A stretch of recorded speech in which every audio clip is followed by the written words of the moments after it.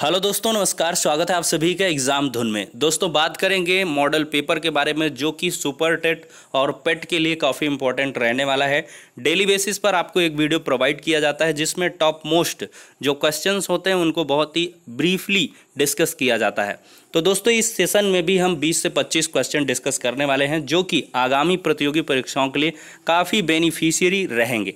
तो दोस्तों, video session में आगे बढ़ें इसके पहले जो स्पेशली टीचर भर्ती की प्रिपरेशन कर रहे हैं उन सभी के लिए एक छोटी सी information. India's largest learning platform Unacademy लाए हैं प्लस कोर्स। अगर इसके फीचर्स की बात करें तो घर बैठे फेवरेट एजुकेटर के माध्यम से पढ़ने का मौका मिलेगा, कंप्लीट एग्जाम प्रेपरेशन होगी, रेगुलर डाउट क्लियरिंग सेशन होगा, एग्जॉस्टिव कवरेज होगा पूरे सिलेबस का, फ्री टेस्ट सीरीज मिलेगी, वीकली फ्री मॉक टेस्ट भी मिलेगा और ये आपके फ्री कोर्सेज से काफ़ी डिफरेंट रहने वाला है क्योंकि इसमें कंप्लीट सिलेबस आपको मिलने वाला है, कंप्लीट अनलिमिटेड प्रैक्टिस सेट मिलेगा, अनलिमिटेड पीडीएफ नोट्स होंगे और बहुत सारे कमाल के फीचर्स हैं। और सबसे बड़ी बात करें तो 80% ड्रॉप आउट है प्राइसेस में। सब्सक्रिप्शन प्लान्स जो थे वो 3600 रुपये 6 महीने के लिए थे, लेकिन अब 699 पर उपलब्ध हैं और 12 मंथ का सब्सक्रिप्शन मात्र 899 पर है। और यूपी टेट, सी टेट और स्टेट के जितने भी टेट एग्ज़ाम हैं सभी सारे के सारे जो भी कोर्सेज हैं एक ही सब्सक्रिप्शन पर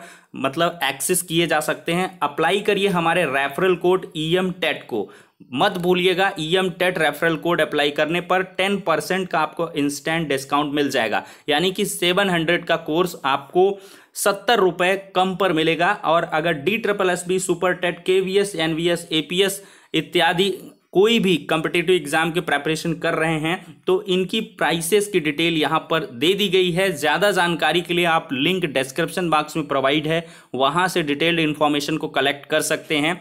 और साथ ही साथ अनअकैडमी लाया है शिखर, जो एक कंप्लीट बैच कोर्स है रीट की प्रेपरेशन करने के लिए। लेवल 1 और 2 के लिए 80% डिस्काउंट प्राइस पर यह भी अवेलेबल है। और ये जो बैच है 26 जून से स्टार्ट हो रहा है। हमारे रेफरल कोड EM टेट को ज़रूर यूज करिएगा जिससे कि 10% का इंस्टेंट और ह्यूज डिस्काउंट आप सभी को मिल सके। दोस्तों, स्क्रीन पर पहला क्वेश्चन आ जाता है कि मनुष्य में परजीवी ग्रसन पैदा करने वाले कृमियों के अध्ययन को क्या कहते हैं।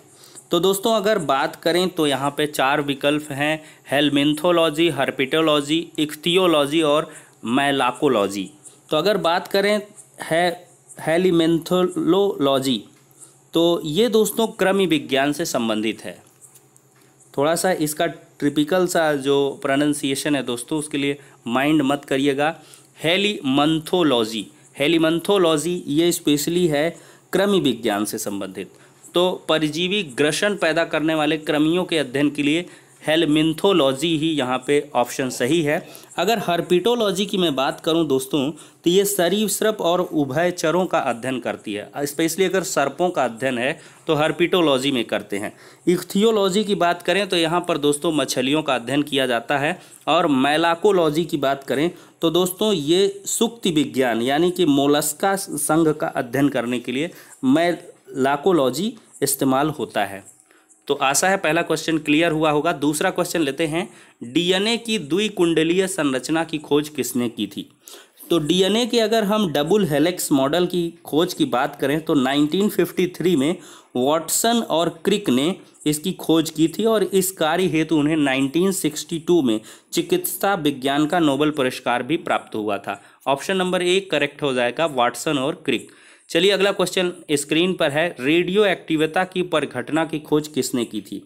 तो अगर बात करें दोस्तों तो रेडियो एक्टिविटी की परिघटना की खोज 1896 में फ्रांसीसी वैज्ञानिक हेनरी बैकुरल ने की थी। तो यहाँ पर ऑप्शन नंबर D करेक्ट हो जाएगा दोस्तों, ठीक है। जबकि रेडियो एक्टिव तत्वों, जैसे रेडियो एक्टिव तत्व कौन से हैं, रेडियम हो गया, पोलेनियम हो गया, इन सभी की खोज का श्रेय मैडम क्यूरी को जाता है। रेडियम, पोलोनियम, यूरेनियम आदि कुछ ऐसे तत्व होते हैं जो अपने अंदर से कुछ अदृश्य किरणों को स्वयं ही उत्सर्जित करते हैं। तो ऐसे तत्वों को रेडियो सक्रिय तत्व यानी कि रेडियो एक्टिव एलिमेंट कहा जाता है और इस परिघटना को रेडियो सक्रियता कहते हैं। तो दोस्तों, आशा है काफ़ी फैक्ट्स आपको इस क्वेश्चन के अंदर क्लियर हो गए होंगे। अगला क्वेश्चन लेते हैं, आइंस्टीन के द्रव्यमान ऊर्जा संबंध को किस समीकरण द्वारा व्यक्त किया जाता है? तो देखें दोस्तों, तो अल्बर्ट आइंस्टीन ने द्रव्यमान ऊर्जा तुल्यता यानी कि एनर्जी रिलेटेड टू मास की बात की थी और इन्होंने बताया था कि द्रव्य ऊर्जा के तुल्य है, चाहे द्रव्य किसी भी रूप में क्यों ना हो। उन्हें इसे एक सूत्र E बराबर mc² से डिटरमिन किया था। ठीक है, तो ये ऑप्शन बी करेक्ट हो जाएगा, जहाँ पे सी है दोस्तों निर्वात में प्रकाश का चाल और यह लगभग होता है 3 × 10⁶ किलोमीटर पर सेकंड। ये भी पूछ लिया जाता है। तो आइंस्टीन के द्रव्यमान ऊर्जा समीकरण का फार्मूला क्या है? E = mc²। अब दोस्तों अगला क्वेश्चन लेते हैं, वर्णांधता का दोष किस लेंस के प्रयोग द्वारा दूर किया जाता है? तो दोस्तों अगर वर्णांधता की बात करें तो ये कलर ब्लाइंडनेस होती है या एक हेरिडिटरी रोग है, यानी कि आनुवंशिक रोग है। इसे लिंग संलग्न यानी कि सेक्स लिंकेज रोग भी कहते हैं। इस रोग से ग्रसित मनुष्य को लाल और हरे रंग में अंतर का बोध नहीं होता है और इस रोग से मुख्य रूप से पुरुष ही प्रभावित होता है। स्त्रियां इसमें स्पेशली जो है तभी प्रभावित होती हैं जब इनके दोनों गुणसूत्र XX प्रभावित हों, पर इस रोग की वाहक स्त्रियां ही होती हैं, पुरुष नहीं होते हैं। इस रोग के निवारण हेतु अगर देखा जाए तो अभी तक किसी भी प्रकार के लेंस का विकास नहीं हुआ है। तो इसका ऑप्शन नंबर डी करेक्ट हो जाएगा। वर्णांधता का अगर किसी के दोष आ गया है तो इसके निवारण के लिए किसी लेंस का प्रयोग नहीं होता है। छठा क्वेश्चन है दोस्तों, जूम लेंस क्या होता है? तो जूम लेंस की बात करें दोस्तों तो यह एक परिवर्ती फोकस दूरी वाला लेंस होता है। ऑप्शन नंबर बी करेक्ट हो जाएगा। अगला है, किसको मार्स गैस कहते हैं? तो दोस्तों मैंने कई बार आपको वीडियो सेशन के माध्यम से बताया है कि मीथेन गैस को ही मार्स गैस कहते हैं। मीथेन का जो केमिकल फार्मूला है CH4 है, इसको मार्स गैस दोस्तों कहते हैं। ऑप्शन नंबर बी करेक्ट है। अगला है, रासायनिक दृष्टि से चूने का पानी क्या होता है? अगर देखा जाए रासायनिक दृष्टि से तो कैल्शियम हाइड्रोक्साइड CaOH चूने के पानी का रासायनिक नाम है, calcium hydroxide. Option number A इसका करेक्ट है, CaOH कैल्शियम हाइड्रोक्साइड इसका केमिकल फॉर्मूला है चूने के पानी का। अगला क्वेश्चन है, रासायनिक दृष्टि से देखा जाए तो ब्लीचिंग पाउडर क्या होता है? तो ब्लीचिंग पाउडर जिसको विरंजक चूर्ण भी कहते हैं, यह कैल्शियम हाइपोक्लोराइड होता है, CaOCl2 होता है, CaOCl2 कैल्शियम हाइपोक्लोराइड। 9वें का ऑप्शन नंबर ए करेक्ट हो जाएगा। 10वां क्वेश्चन है, पेयजल में रोगाणुनाशी के रूप में किस गैस का प्रयोग किया जाता है? तो पेयजल अगर ड्रिंकिंग वाटर की बात करें तो रोगाणुनाशी के रूप में क्लोरीन गैस का प्रयोग किया जाता है। ऑप्शन नंबर डी करेक्ट है। अगला क्वेश्चन है, निम्नलिखित में से किसका संबंध डार्विनवाद के साथ है?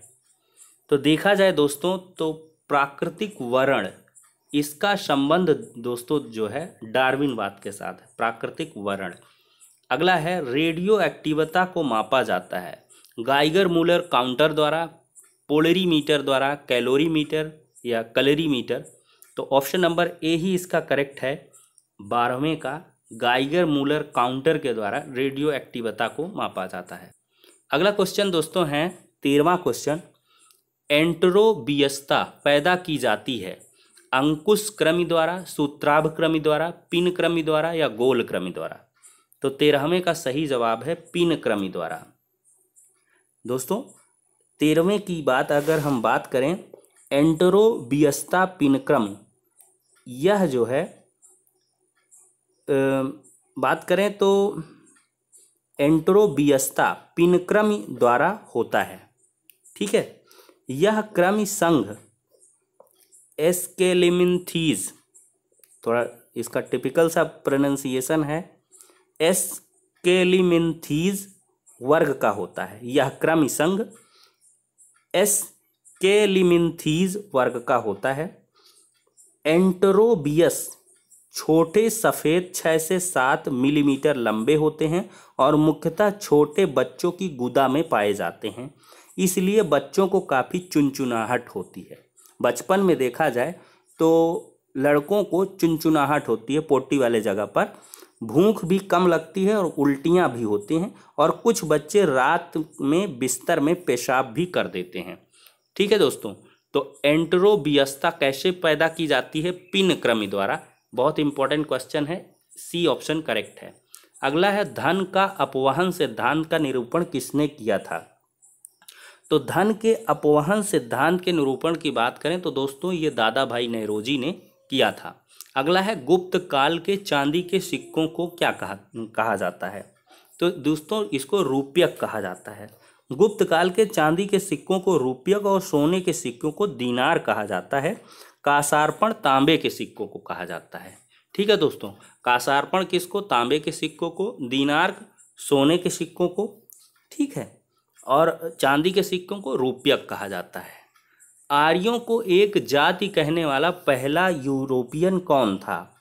तो यूरोपियन विद्वान अगर मैक्स मूलर की मैं बात करूं तो यह स्पेशली मध्य एशिया, काला सागर के उत्तर का मैदान, मध्य एवं पश्चिम जर्मनी, ऑस्ट्रिया, हंगरी, बोहेमिया इत्यादि आर्यों के स्थान थे।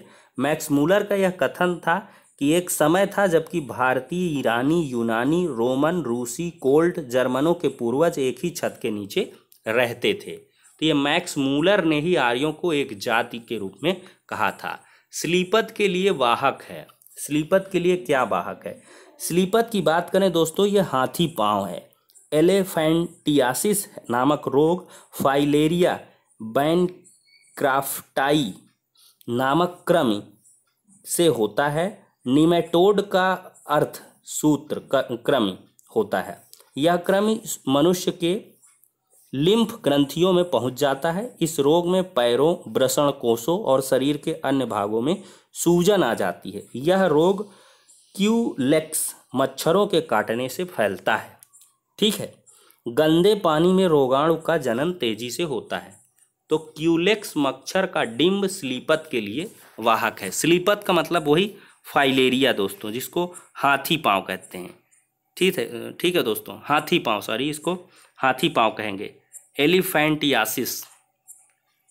अगला है शरीर में आयरन की कमी से क्या होता है? तो आयरन का मतलब लोहा, तो लोहे की कमी से अरक्तता की बीमारी होती है, एनीमिया इसको कहते हैं दोस्तों। ऑप्शन नंबर बी करेक्ट है। फिर है निम्नलिखित में से विशालतम स्थलचर वन्य प्राणी कौन सा है?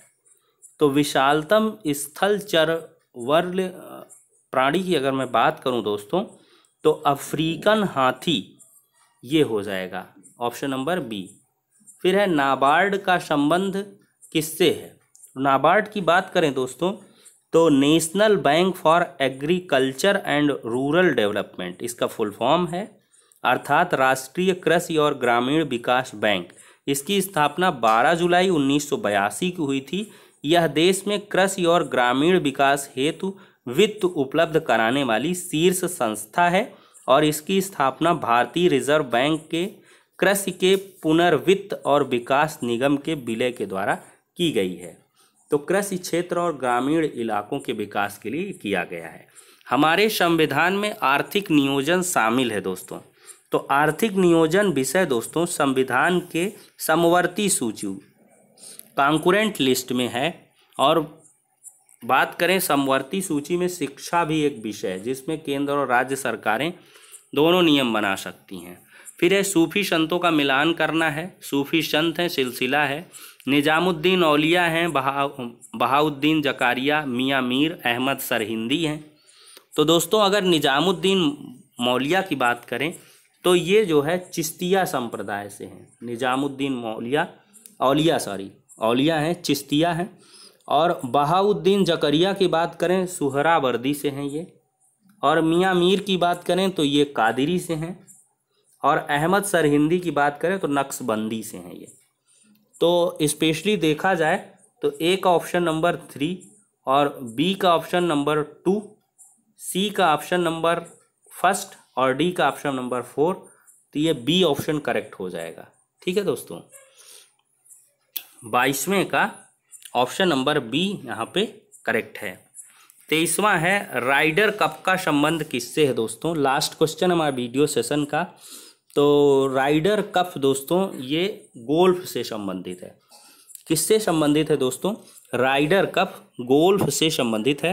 राइडर कप हो गया, बाकर कप हो गया, सर्किट कप हो गया, डनहिल कप हो गया, जूरिस कप हो गया, ये सभी गोल्फ से संबंधित हैं। तो दोस्तों स्पेशली हमने 12 मिनट सारे क्वेश्चंस को डिस्कस कर लिया है। 23 क्वेश्चंस अब तक डिस्कस हुए हैं। नेक्स्ट जो क्वेश्चंस हैं वो सिलसिला इसी तरह से जारी रहेगा दोस्तों। तो नेक्स्ट वीडियो में मिलते हैं।